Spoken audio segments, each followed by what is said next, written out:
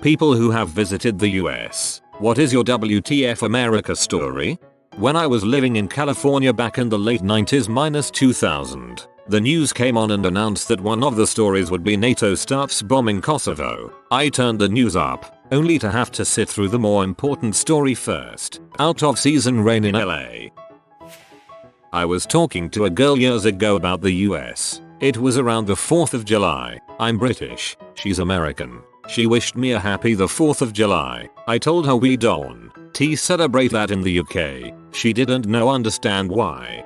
Good riddance day, as we call it when our American friends celebrate it here. An excuse for food, drink and a party, so I'm all for it. Okay, I think people who do this are stupid, but I see the need to join their ranks. Capital T. Just got back from Miami. Told a woman who was walking her cat that my girlfriend and I thought her cat was cute. She then told us she is not a prostitute, and nor was the cat. As an American, that's just a weird response. Also, cat walkers tend to be somewhat strange, says the girl debating on buying a leash for her cat. A friend of mine lived in Virginia for some years for school, and the locals, it was an average sized town, not some hillbilly shithole, asked him if we had cars, electricity, internet or fridges in Luxembourg. Anyone asking? Of course we don't have those things in Luxembourg. That's how we became one of the richest countries on earth. By staying in the Stone Age. Don't let anyone fool you to think we all have glass fiber internet and government paid education and healthcare that includes massages. It's all lies. We all live under a rock. Mine was on the flight home. We just landed, and I overheard the following exchange. Mom, where are we? Amsterdam. It's in Germany. Well, at one point in time she wasn't too wrong. I'm from Sweden, and visited New York a few summers ago with my family. We had just gotten off the bus, and my stepsister was feeling really nauseous from the bus ride. She walks up to a garbage can and takes a few deep breaths, trying to not vomit. Suddenly a guy in a suit with a briefcase walks up, asks if she's alright, tells her to wait there, and comes back a few seconds later with a bottle of water for her. Just a complete stranger. That's not something you'd see in Sweden.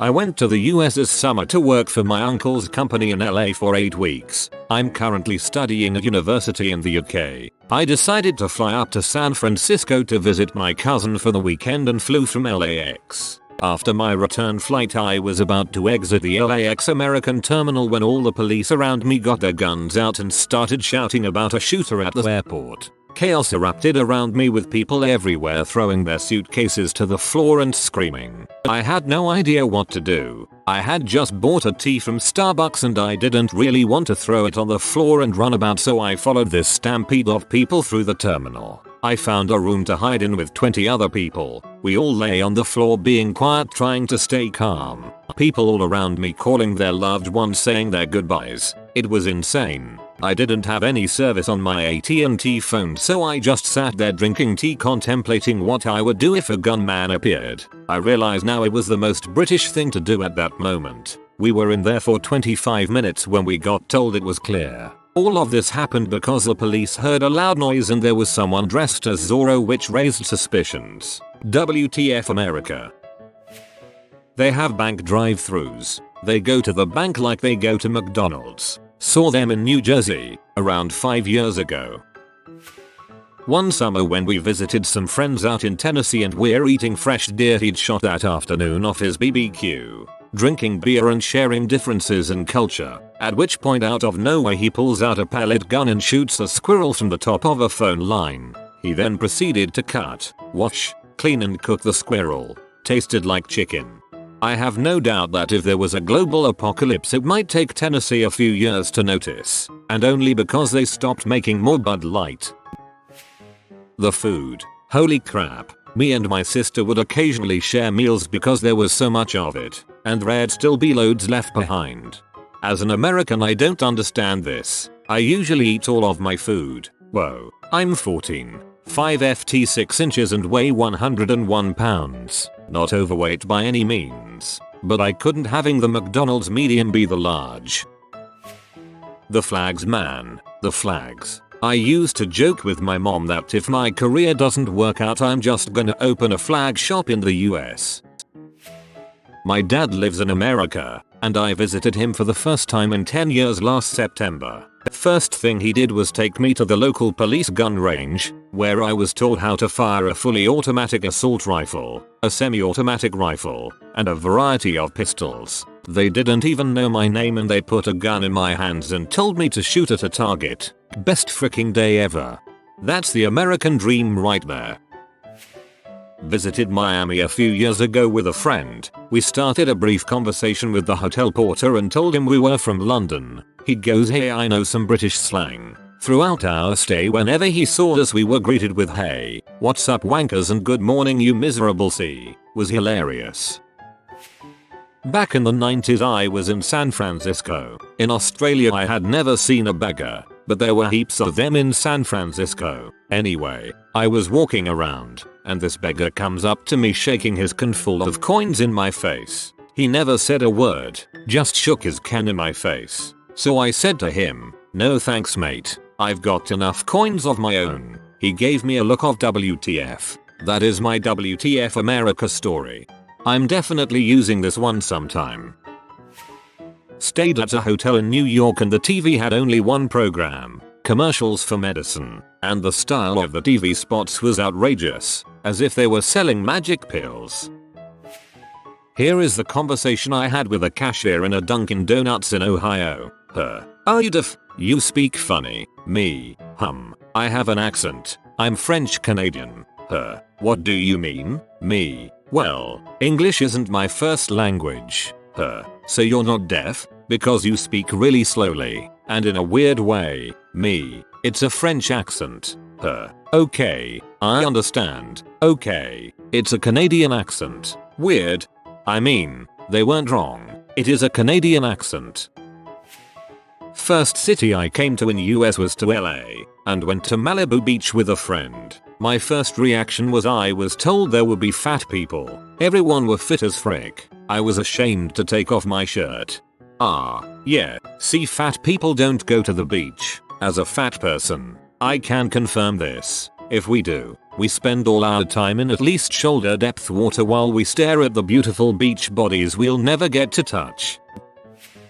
I was in LA 2002, went into a petrol station in Inglewood on my way to West Hollywood. There was an old Korean guy behind the counter and one middle-aged white woman shopping. 2 minutes after I walked in, a lowrider with 5 black guys rolled into the station. Now I'm black but I'm from London, but these guys looked gangster as heck and were all black. 4 of them walked into the shop while one was pumping petrol. The moment they walked in they started swearing at the old Korean guy, cussing him out. This went on for half a minute. Me and the old white lady looked at each and both thought this place was going to get robbed. The old Korean guy was standing behind the counter and had this calm look on his face the whole time, and as soon they were done swearing he just came out, said, "You black soul eating mother suckers need shut your big lips cause I don't understand one word of what you just said." Everything went quiet and I started to crouch down thinking this where I'm going to die. Just as I started to hide, all the black guys burst out laughing and were falling all over each other, and the old Korean man was laughing as well. Turns out this how they greet each other every time they come into the shop. Me, the old white lady had the exact same look of relief on our faces. It was like scene out of Rush Hour. First time visiting New York City. On our first night, my wife and I stayed at a hotel just through the tunnel in New Jersey. We're just leaving a diner to walk back to our hotel when a bakery van is T-boned right in front of us by a speeding sedan. The van is hit so hard that it flips over, spilling stuff everywhere. The sedan, half totaled, spins around and begins to speed off. My wife and I are sprinting towards the van. As the driver is still inside, I stop to try and get the plate number of the hit and runner as he speeds past us, and he nearly kills me in the process. The driver of the bakery van is stumbling injured down the sidewalk while his smoking vehicle lies on its side in the middle of the intersection. My wife is screaming, "Call 911, as we try to get him to sit down and rest. He's in shock, mumbling about how he's going to be late for work. State cops and an ambulance showed up pretty quickly. They took statements from us about the hit and run, and took my photo in the process. Canadian, how the cop asked, Staying in town here? Yeah, I replied, it's our first night. The cop smirks at me and goes, what do you think so far? I lived in the Midwest as a kid, but I am Australian. I had a woman who genuinely thought we took a bridge to get to America from Australia. I had a teacher who would not let me into the classroom in the morning unless I said a dingo stole my baby. I was in grade 2 and had no clue what it meant. This same teacher would make me recite the Pledge of Allegiance. My sister showed up on the first day of school to find the discipline corner was Australia, with a badly drawn map that didn't include Tasmania, because that was where the convicts go. And lastly, the men are people, children and adults, asking me if we rode kangaroos. That discipline corner should be enough to report the teacher, because as Aussies we hate foreigners reminding our convict history. Walking into a supermarket and seeing the endless cereal lanes and the amount you can choose from blew my mind. Also, when I was working in a camp over a summer, I was devastated to see that the people who ran the place would actually choose to use throwaway dishes, cups and cutleries instead of normal ones. I don't know if that's typical, but it sure hurt my eco-protecting side to see all the waste just one day would generate. Had a good time though. 15-year-old me took a trip to a Walmart near Cape Cod. Firstly, your Skittles are different UK. Grape equals blackberry, apple equals lime, and grape candy is weird. Secondly, my father saying man all the fat people must be a myth, followed by a morbidly obese man on a scooter who also happened to be a Shriner, yet his scooter had horrific anti-Arab text on it. Back in the good old days, Skittles used to have lime instead of apple in the US. Then 9/11 happened and nothing was the same. I went to the Daytona 500 in 2008. An obese lady sitting next to me ate a large turkey leg and proceeded to wash her hands with her beer afterwards because she didn't have the energy to go to the washroom. This is so American. I stood up and started saying the Pledge of Allegiance. Big fat guy at the Grand Canyon loudly informing his family that the geological information signs were plainly incorrect because they conflicted with scripture. Also, my wife had a miscarriage while we were there. The healthcare system kinda worked okay for us because we had travel insurance to cover the costs of all treatments, but I would sure hate to be poor in your country. When I went to BlizzCon and there were people with Jesus hates video game signs. Might not be the exact words on the signs, but the message is the same. You put a man on the moon almost 50 years ago, yet you haven't come up with a way to make toilet doors without gaps in them. Oh, we have, it's just cheaper not to. I once bought gum in Buffalo, NY, and I told the cashier I had exact change, and she looked at me square in the eye and said, "Sir, I honestly don't give a crap." Brit here. Rather than get the usual "do you know the Queen?" a guy in a bar asked me what the bridge was called that connected England to Scotland. I told him I didn't know. Hadrian's Bridge. Being greeted, "Sir, how are you doing?" by a young soldier in Austin Airport who just got back from service in Afghanistan. This would never happen in India, because anyone with a uniform here thinks they are a superior species and others are merely to be tolerated. The support was just pleasantly unbelievable. Pure gentlemanliness, that too towards a brown-skinned foreigner. On my first day in the USA, I saw someone who was at least as fat as anyone I had ever seen before in my life. On each subsequent day while I was in the USA, I saw someone at least as fat again. My family made it a game to spot the fattest person each day. The backwards writing on the roads. Down. Slow. It's like someone assumed your gaze is fixed as you drive along, so you see the slow first, then the down. But that's not how people read. That's more for traffic. If the car in front of you drives over the writing, the first thing that you'll see will be slow, which is more important than seeing down first. This may seem minor, but I've only been to Maine and I found it very odd that people would have opened Bibles in their windows, facing out. Do people randomly stop to read them? This wasn't just one or two homes. It was many. American here. I have no clue, but that is really weird. Had my first experience of the US in NYC. Disclaimer. I found it incredible. The people super friendly and a Rangers game blew my mind. A homeless woman doing the toilet on an underground train then getting angry at people for looking at her was probably my WTF highlight. Doing the toilet. I love it. Visiting different parts of the US can be kinda WTF. I'm originally from the Northeast, and visiting the Midwest we stopped in a Menards and that was a culture shock. If you want some lumber, a lawn mower, a dress shirt, a frozen pizza, a gallon of milk, a fishing pole, a toy for your niece, and a giant assorted bag of candy, Menards is your one-stop shop.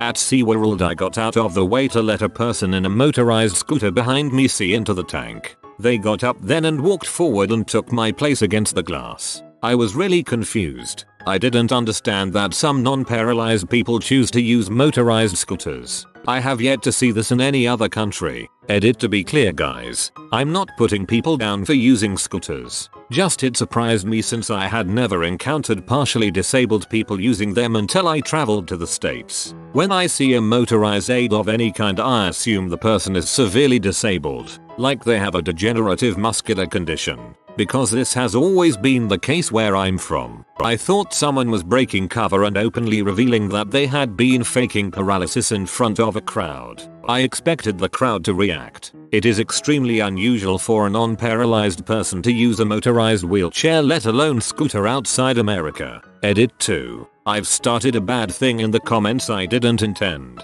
My WTF came from not understanding what I was seeing at the time. The way you use motorized chairs is potentially confusing for people from countries where motorized chairs are used exclusively by paralyzed people. This was my lack of experience as an outsider and not a condemnation. I know better now. I didn't mean to add to a pre-existing debate between Americans about your use of scooters. I was once nursing a sore throat in New York and I was walking down this long stairway to get to the subway and I was clearing my throat. As soon as I got down, this elderish gentleman turned around and yelled, "If you have a problem with me, just freaking say it." I just stared at him like the awkward seal meme. Definitely WTF America.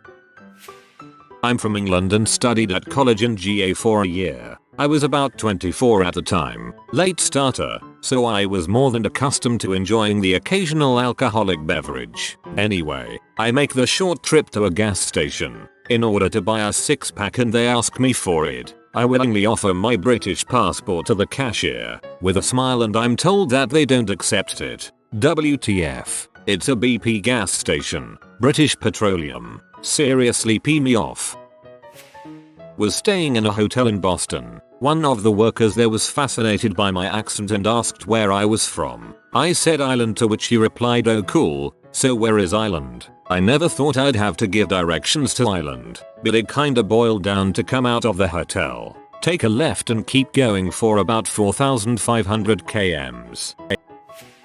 At least 30 huge women marching into a Walmart in a single file line. Almost all of them with holstered handguns on their belts. All of them went straight to the McDonald's, never breaking formation, never saying a word except to the cashier. It was majestic, like a squadron of fully armed Zeppelin floating by during World War II. When we entered the US at Niagara border crossing, we had to fill out some ridiculous forms. It even asked if I took part in Nazi Germany's crimes. WTF dude. I was 14 years old back in 2008. Go to catch those compulsively honest time traveling Nazis. IHOP, 8 AM. A family of 4, sitting around a table meant for 6. The dad had to use 2 chairs, inhaling pancakes. And just the night before I was telling my American I don't know why Americans are considered fat. When I visited the LA area a few years back, Canadians, my buddy and I needed to get from Venice Beach to downtown so we can catch the Lakers game and check into our hostel. We decided to just take the city bus over. 2 separate times we drove by 3-4 guys face down with cops pointing guns at them. Seemed very America. The laws on alcohol always baffles me. You can get in a car at 16, but you can't get near a bar till you're 21. In France, you can't drink alcohol in a bar till 16 for beer and 18 for stronger alcohol, but no law against drinking alcohol if bought by adults. It's the adult responsibility. When we was in Utah, we sat in a restaurant and ordered some food, beers and whiskey, and we wanted to order a second round of beers, but the waiter told us That we can't drink that much of alcohol in an hour, so we have to wait an hour. Seriously, WTF? That's not America, that's Utah. Come up to Wisconsin. We have no such inhibition. Do you intend to enter the United States to commit a crime? Ever since I read that back in the early 90s, I've wondered how many people tick yes. WTF indeed.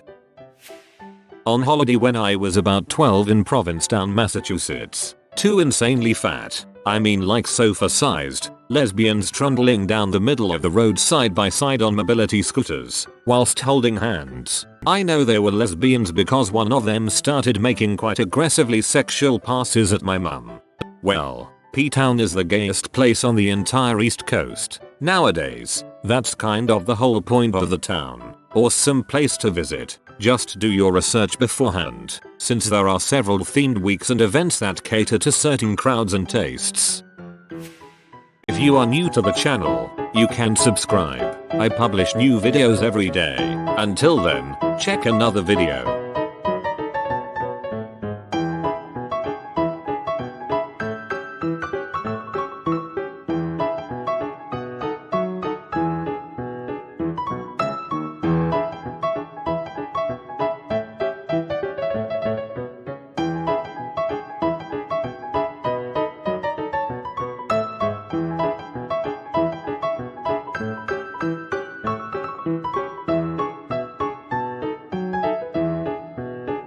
Bye for now.